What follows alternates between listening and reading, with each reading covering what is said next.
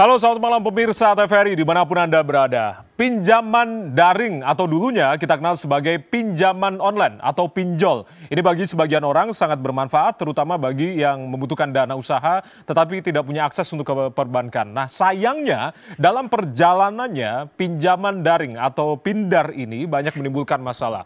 Bunga yang terlalu tinggi, lalu sistem penagihan yang tidak manusiawi hingga sistem verifikasi nasabah yang tidak ketat. Belum lagi terdapat fenomena gagal bayar berjamaah di tengah-tengah masyarakat. Nah, data dari OJK hingga April 2025 ini menyebutkan bahwasanya total utang pindar atau pinjaman daring ini mencapai 80 triliun rupiah. Nah, melihat semua persoalan ini per 31 Juli 2025 mendatang, tentunya penyelenggara pindar ini wajib untuk menjadi menjadi pelapor begitu dalam sistem layanan informasi keuangan atau SLIK yang diatur dalam peraturan OJK nomor 11 tahun 2024. Nah, SLIK ini tentunya menjadi salah satu indikator untuk melihat layak atau tidaknya calon debitur untuk mendapatkan fasilitas kredit atau pinjaman. Nah, bagaimana kemudian peraturan baru OJK ini memperbaiki industri pinjaman daring di tanah air, dan tentu kita berharap industri tetap berjalan dan juga masyarakat dilindungi. Kita akan bahas dalam dialog Arah Angin TVRI kali ini bersama saya Ardianto Wijaya. Tentunya kita akan perkenalkan satu persatu narasumber yang sudah hadir di studio TVRI. Kita akan sapa satu persatu. Di sebelah kanan saya Kepala Departemen Pengawasan Lembaga Keuangan Mikro dan LJK lainnya Republik Indonesia dari OJK, yakni Pak Adif Rajali. Selamat malam Pak Adif. Selamat malam. Baik, terima kasih sudah hadir di malam hari ini. Salam sehat. Lalu juga di sebelah kiri saya Pak Anci S. Jafar, Ketua Umum Asosiasi Fintech Pendanaan Bersama Indonesia AFPI. Pak Ci, selamat malam. Salam sehat. Baik, terima kasih sudah hadir di malam hari ini. Lalu juga pengamat ekonomi digital Selyos, Mas Lailul Huda. Mas Huda, selamat malam. Salam sehat. Malam, Mas. Baik, terima kasih sudah hadir di malam hari ini. Kita akan diskusikan ini terkait dengan sorotan masyarakat juga. Satu sisi kita apresiasi begitu Pak Adif terkait dengan aturan dari wajib lapor sistem layanan informasi keuangan atau SLIK ini. Tapi mengapa kemudian aturan ini baru dikeluarkan? Ini kan kalau tidak salah terkait dengan pindar atau pinjaman daring ini sudah diatur dari tahun 2019 kalau tidak salah. Artinya ini kan kalau hitung-hitungan sekitar 6 tahun, meskipun memang 2017 pinjol atau pindar ini kan kemudian juga sudah mulai beroperasi begitu. Tapi mengapa ini aturan ini baru diterapkan sekarang? Terima kasih banyak. Aturan yang dibuat oleh OJK terkait dengan POJK yang terbaru mengenai POJK 40 itu kan penyempurnaan POJK sebelumnya. Penyempurnaan? Ya, penyempurnaan yang 10 tahun 2022. Jadi kita melihat di dalam industri ini mungkin ada yang perlu kita enhance mungkin untuk regulasinya. Ya, itu yang kita perbaiki di sana. Misalnya dalam konteks EKYC misalnya. Kita tulis di sana bagaimana ketika mau onboard nasabahnya harus ada EKYC-nya. Ya. Karena ini betul teknologi banget, artinya semuanya itu harus menggunakan aplikasi dan para penyelenggara harus bisa memastikan itu benar-benar borrower atau tidak. Kemudian dalam regulasi kita perkuat juga penggunaan misalnya scoringnya.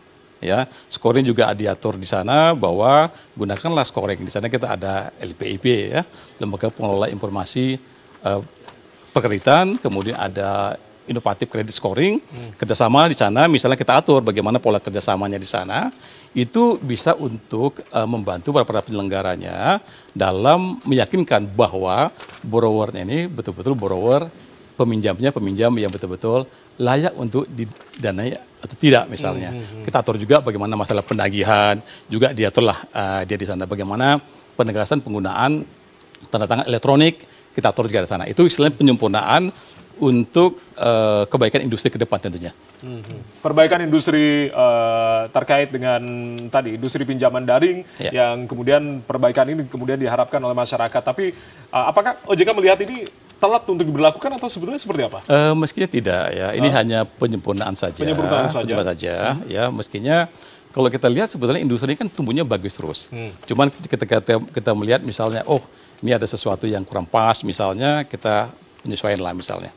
Sesuatu yang kita tegaskan misalnya, katakan kalau dulu, sekarang kita wajibkan misalnya, ketika ada borrower, pinjam, itu wajib masuk ke rekening borrowernya. Nggak boleh misalnya ke rekening orang lain. Saya pinjam misalnya, harus masuk dong ke rekening saya. Jadi nggak terjadi kayak zaman dulu, misal ada KTP doang begitu, KTP orang digunakan, cari kemana begitu, nggak bisa. Mungkin ada KTP siapa begitu, masuk ya ke KTP dia, kira-kira begitu. Nah, jadi itu untuk memastikan bahwa benar-benar borrowernya menerima dana itu. Kemudian juga terkait dengan misalnya kita tegaskan juga bahwa peminjam hanya boleh dapat dari 3 penyelenggara misalnya. Ya. 3 kita bilang 3 hanya maksimumnya. Sehingga nggak boleh supaya tidak over leverage lah. Ya terbebanin si peminjamnya. Gali lubang tutup lubang. Belum, apalagi nanti terjadi gali lubang tutup lubang dia. Kita bataskan 3 di sana. Kita minta mereka disclaimer katakan di sana bahwa saya dengan meminjam ini tidak lebih dari 3 misalnya. Itu juga kita atur di sana. Selain masalah yang sampaikan tadi penggunaan tanda tangan elektronik misalnya, masalah penagihan yang harus mengikuti aturannya itu kita perketat banget lah. Begitu. Oke, tapi kalau menurut OJK begitu Pak Adif melihat fenomena gagal bayar yang sangat luar biasa ini begitu, apa kemudian yang menjadi penyebab utama kalau dari OJK sendiri? Sebetulnya terkait dengan onboarding, istilahnya rekrutan nasabah baru lah misalnya, itu kan melalui scoring. Makanya scoringnya kita ingatkan kepada penyelenggara, perbaiki terus tuh untuk scoringnya. Katakan, pastikan misalnya tadi EKYC-nya, bahwa ini betul-betul orang yang minjam, bukan orang lain misalnya. Kalau orang lain misalnya, atas nama orang lain, dia nggak akan tertagih dong uangnya lari ke siapa misalnya. Nah, terus pastikan bahwa kapasitasnya dia memang oke untuk minjam, sehingga layak untuk diberikan pinjaman. Makanya kita selalu remind bahwa scoring itu harus improve terus lah, kira-kira begitu ya. Baik nanti menggunakan data-data yang ada bekerjasama dengan lembaga pengelola informasi kreditan LPIP maupun dengan tadi inovatif credit scoring. Yang jelas bahwa penyelenggara sendiri harus punya scoring sendirinya. Itu harus dalam regulasinya. Tapi mereka bisa kerjasama dengan LPIP maupun dengan inovatif credit scoring. Oke, perbaikan sistem artinya industri tetap berjalan dan juga masyarakat terlindungi, artinya begitu ya. Tapi kalau berbicara terkait dengan aturan per 31 Juli 2025 ini yang kemudian akan diterapkan begitu, jika nantinya penyelenggara ini belum melapor di per tanggal 31 Juli ini begitu, apakah memang ada konsekuensi khusus, ada sanksi khusus? Oh, ini terkait dengan SLIK, ya, SLIK itu yang dulu namanya SID, sekarang namanya SLIK. SLIK itu penyelenggara sekarang sudah harus menjadi pendaftar itu di tanggal 31 Juli di sini. Mereka harus jadi daftar di sana. Dan ini kami kira akan bagus, ya. Artinya nanti track record daripada si peminjam, borrower akan kelihatan nanti di sana. Kalau kita bagus di sana, ini akan sangat bagus karena penyelenggara lain, katakan bank misalnya, atau mungkin perusahaan pembiayaan atau yang lain, lembaga jasa keuangan lainnya akan tahu kita juga. Ini kan akan transparan. Orang akan tahu, oh ini orangnya bagus misalnya, sehingga itu akan bagus buat si nasabahnya. Kelihatan track recordnya dia di sana. Dan ini juga akan membuatkan terhindar dari istilahnya kita bilang over leverage kan ya. Orang tahu semua sebelum memberi pinjaman, dia tahu, oh seorang ini pinjamannya udah sekian misalnya. Jangan kasih-kasih lagi. Kok dikasih-kasih lagi, di over leverage dong. Bebannya terlalu berat, nggak mungkin dia bisa bayar, ya. Dan ujung-ujungnya tentunya kita harapkan industri kita pun menjadi sehat karena selektif kan, udah selektif bagus, layak diberikan, jadi industri itu jadi bagus juga. Ini nanti akan berlaku di 31 Juli sebetulnya sebagai pendaftarnya, tetapi kita ada masa transisi selama 4 bulan Pak. Masa transisinya 4 bulan? 4 bulan, jadi mereka udah jadi pelapor sebetulnya nanti, tetapi di situ kita belum kenakan sanksi dendanya, ya mereka udah lapor lah, tanggal 14 kalau nggak salah di bulan-bulan berikutnya lapor. Tapi nanti kasih transisi selama 4 bulan. Setelah 4 kalau bulan. Kalau lebih dari 4 bulan itu artinya? Setelah lebih 4 bulan, kalau laporannya salah, udah kena sanksi. Ya, itu kan perlahan-lahan ada sanksinya. Jangan, artinya lapor itu harus benar. Nah, jadi kita kasih waktu transisi supaya penyelenggara siapkanlah sistemnya, siapkan SDM-nya, siapkan prosedurnya. Kita kasih waktu lah di sana. Tapi di 31 Juli mereka harus sudah jadi pendaftar di sana. Oke. Jadi sejauh ini bagaimana melihat kepatuhan dari para penyelenggara? Mereka jelas kami yakin comply dan beberapa waktu lalu sudah dilakukan pelatihan-pelatihan kepada seluruh penyelenggara. Kalau nggak salah mungkin sekitar seminggu lalu pun itu terakhir ada pelatihannya. Tentu kami yakin penyelenggara support untuk terkait hal ini. Oke, baik. Saya ke Pak Ci. Pak Ci, kalau tadi kan berbicara terkait dengan perbaikan sistem industri pinjaman daring begitu di tanah air begitu. Bagaimana kemudian Anda menanggapi terkait dengan Penggara yang Pindar ini yang kemudian juga ke SIK ini? Oke, yang pertama saya ingin meluruskan dulu, Mas, bahwa kami itu bukan pinjol. Itu yang pertama. Pindar ya? Kami adalah pindar. Pinjol itu yang tadi disebutkan bahwa pinjol itu yang illegal. Ya. Yang tidak beretika, yang tidak ada aturannya, dan liar, illegal. Kita adalah pinjaman daring yang berizin dari OJK, sehingga aturannya pun jelas dari OJK. Terkait dengan masuknya kami sebagai anggota SLIK, kami sangat mengapresiasi OJK, di mana hal ini tentunya akan memperbaiki industri ini. Ya. Jadi nantinya ke depannya tentunya dengan masuknya SLIK ini, ya borrower kita mengedukasi untuk disiplin bayar tepat waktu. Harapan kita itu. Harapan tentunya. kita, karena kalau dia recordnya jelek. Yang dirugikan adalah borrower atau peminjam. Ya saat ini kan ya pasti dia nggak bisa lagi berhubungan umpamanya KPR, ambil rumah, ambil motor. Bahkan saat ini banyak perusahaan-perusahaan, ya ini mungkin untuk teman-teman yang anak muda nih. Milenial dan Gen Z nih, terutama Gen Z. Ingat, apa nih kemudian konsekuensinya, Pak? Konsekuensinya adalah saat ini banyak sekali perusahaan yang menerima karyawan meminta hasil SLIK. Oh, pada saat rekrutmen karyawan, justru juga dipertimbangkan itu ya, artinya track record-nya. Betul. Salah satu pertimbangan menerima karyawan adalah track record daripada si calon karyawan ini. Sehingga kedepannya kita berharap bahwa nanti masyarakat bisa disiplin bayar. Ya. Harapan kita semua tentunya, karena tadi konsekuensinya tidak hanya bicara terkait dengan apply kredit nantinya, tapi juga ternyata berpengaruh juga pada saat calon karyawan menerima atau bekerja begitu, karena dilihat track record-nya seperti apa, sampai dengan SLIK-nya juga skornya seperti apa begitu. Tapi sejauh mana kebijakan ini kemudian mendorong terciptanya sebuah ekosistem keuangan yang kemudian lebih baik lagi, lebih akuntabel lagi, Pak Ci? Ya. Industri ini memang masih muda, sangat muda ya. Jadi perlu kita menata lebih bagus untuk kedepannya. Ya, kalau kita lihat di negara-negara lain, ya kredit bureau atau kredit record itu sangat-sangat amat penting. Sangat penting. Sangat penting. Ya. Bahkan ada satu negara ya, saya nggak usah sebut namanya, negaranya itu. Kalau ada masyarakat yang menunggak di atas 90 hari, itu nggak bisa, dia dikunci akses untuk public services. Kayak dia naik MRT nggak bisa, dia naik bus nggak bisa. Bahkan saya dengar baru-baru ini toilet umum pun nggak bisa masuk.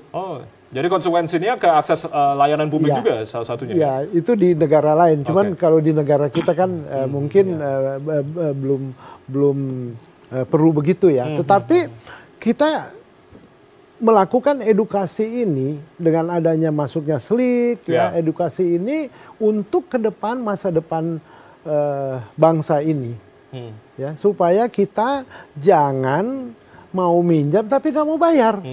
Gitu. Artinya untuk bisa menekan resiko gagal bayar di masyarakat, optimis ini kemudian akan bekerja dengan baik, begitu?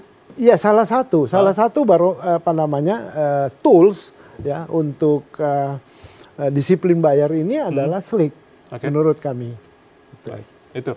Ya, Mas Huda, Selyos melihat terkait dengan penetapan aturan baru yang kemudian diterapkan oleh OJK ini seperti apa? Ya, yang pertama seperti ini, Mas, kita melihat karakteristik ya. Karakteristik dari borrower ini kan memang ya berbeda dengan yang peminjam di instrumen lainnya gitu kan. Nah, kalau kita lihat kan ini kan bisnis kan juga berisikonya tinggi.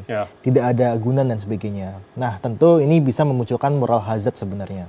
Nah, ketika kita sampaikan ada moral hazard, kemudian ada banyak yang tadi ada komunitas gagal bayar dan sebagainya. Yang saya rasa ini akhirnya harus membuat aturan, ya pemerintah harus membuat aturan yang bisa untuk menanggulangi hal tersebut gitu kan.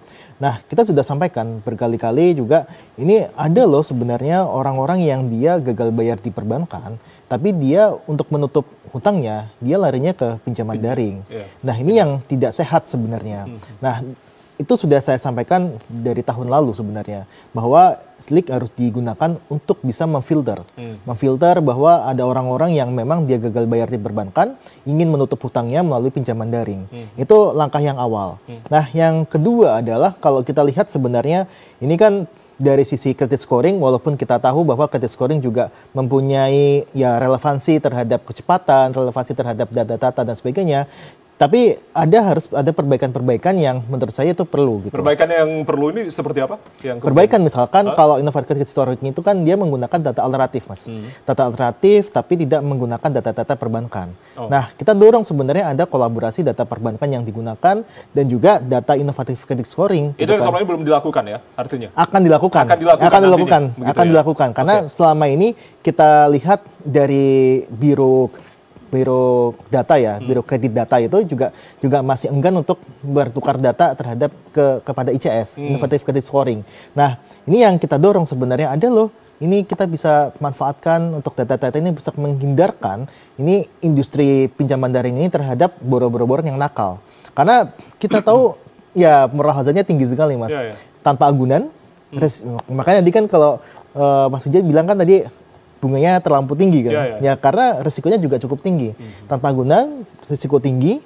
Nah, ini adalah salah satunya dari Slick. Ketika tadi Slick kemudian gagal bayar, ya mereka ada nama mereka yang dipertaruhkan. Kalau tidak ada punishment, sebenarnya saya rasa juga akan lebih banyak lagi orang-orang yang memang gagal bayar di situ, sengaja gagal bayar. Kan. Oke. Artinya Slick ini bisa mengurangi gagal bayar risiko tinggi kalau menurut Anda, Mas Huda? Atau seperti apa? Sangat bisa sekali. Terutama untuk memfilter tadi, Mas. Memfilter orang-orang yang memang dia mempunyai kredit buruk di perbankan ataupun di multifinance lah dan sebagainya. Banyak, Mas, sebenarnya orang yang dia gagal bayar di multifinance perbankan itu tidak terrecord di datanya AFPI. Nah, ini yang masuk nggak tersaring kan, orang-orang ini nggak tersaring ke AFPI yang pada akhirnya mereka meminjam di pinjaman daring untuk menutup ya hutang mereka di perbankan. Nah, inilah yang terjadi. Makanya kita sampaikan harus ada ya integrasi antara Slick dengan data yang ada di Innovative Credit Scoring. Perbaikan sistem ini artinya kalau menurut Anda terlambat dilakukan atau seperti apa? Ya kalau misalkan terlambat, ya mungkin kita sudah sampaikan beberapa tahun yang lalu. Tahun yang lalu? Ya, 1 tahun yang lalu. Banyak korban juga, maksudnya gagal bayar juga pada akhirnya. Iya. Kita dan sebenarnya kalau disebut korban juga nggak pas ya. Karena memang mereka kan menghutang dengan sadar dan mereka gagal bayar gitu kan. Nah, kita sampaikan pada saat itu ini gagal bayarnya sudah cukup tinggi. Nah, bagaimana cara menanggulanginya? Ya, salah satunya adalah integrasi Slick dengan data Innovative Credit Scoring. Dan kita sebenarnya sudah sampaikan juga ke OJK beberapa waktu yang lalu, ini loh skema-skemanya dan sebagainya. Tanggapannya, Pak Adif? Jadi sebetulnya lembaga katakan LPIP, sekarang kan dulu itu LPIP itu memang betul-betul based on-nya Slick lah data, ya ada historical financial lah ya. Nah, sekarang mereka itu sudah mengembangkan juga konteks yang seperti kayak inovatif credit scoring, karena mereka memungkinkan untuk melakukan hal itu. Jadi kami diskusi sekitar sekarang minggu lalu atau 2 minggu lalu mengundang 3 penyelenggara LPIP di sana, 3-tiganya. Mereka sampaikan, jadi mereka pun supaya mereka nggak sampai ketinggalan kalah dengan yang inovatif credit scoring. Inovatif credit scoring, mereka kan nggak bisa pakai data Slick kan, terbatas di sana kan. Mereka behavioral, e-commerce misalnya, telco segala macam, atau BPJS segala macam. Tetapi yang LPIP tadi bisa, sementara ini kan dia pakai Slick, tapi dia udah tambahkan nanti ke depannya dengan yang ICS itu, supaya mereka bisa lebih kompetitif tuh, supaya nanti istilahnya usernya seperti kayak Pindar bisa juga menggunakan mereka. Jadi tidak hanya mereka dianggap kayak wadah data lama. Jadi kita harapkan nanti itu bisa juga lebih menyaring istilahnya para borrower memang yang layak lah untuk diberikan. Gitu. Nanti yang kemudian di segmen selanjutnya kita akan juga bahas terkait dengan fenomena gagal bayar pinjaman daring berjamaah ini kemudian juga sangat meresahkan kita semua karena juga sudah tersebar di beberapa grup di media sosial ataupun juga pesan berjaring begitu. Nanti usai jeda kita akan tanyakan begitu, apalagi ada yang kemudian sempat mencoba menyelinap di dalamnya. Mas Huda mungkin nanti akan cerita begitu terkait dengan fenomena ini, gagal bayar pindar berjamaah. Itu yang kemudian kita harapkan semoga Anda juga jangan sampai tergabung dalam grup ini. Usai jeda kita akan kembali, saudara, tetap bersama kami.